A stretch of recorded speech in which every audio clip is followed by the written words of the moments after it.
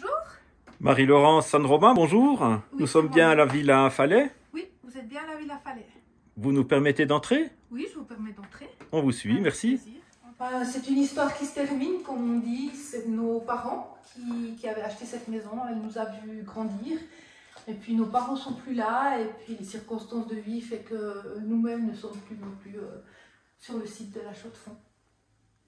Au-delà de la maison signée Le Corbusier, je crois que ce qui est intéressant, c'est l'âme qu'il a mis dans cette maison. Moi, vivre ici, c'était un cadeau. Je dirais jamais assez merci à mes parents de nous avoir permis de vivre une magnifique vie avec eux ici. On a des parents qui nous ont beaucoup coachés, qui ont été très présents pour nous. Et vraiment, quand on admire... Alors moi, je suis une passionnée de la nature, de la forêt. Et en fait, c'est vrai que je suis dans un modèle sapin. Alors, il y a des gens qui aiment moins. Mais franchement, avoir la chance de vivre dans une maison qui a ce cachet, c'est vraiment... comment dire? Au niveau émotionnel aussi, un partage. Il y a des échanges qui sont avec ce bois, ces dessins, ces sapins qu'on croise tous les jours, ces poignées qui nous rappellent les animaux de la nature, les étangs.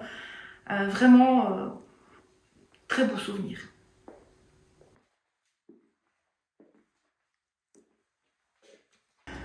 Les Chaux-de-Fonds aiment les sapins. On vit entouré de sapins. Et puis, dans le cadre de mon vécu dans cette maison, qui est quand même, bien sûr, art nouveau, mais surtout style sapin, on retrouve ce motif tellement partout, sous différentes formes.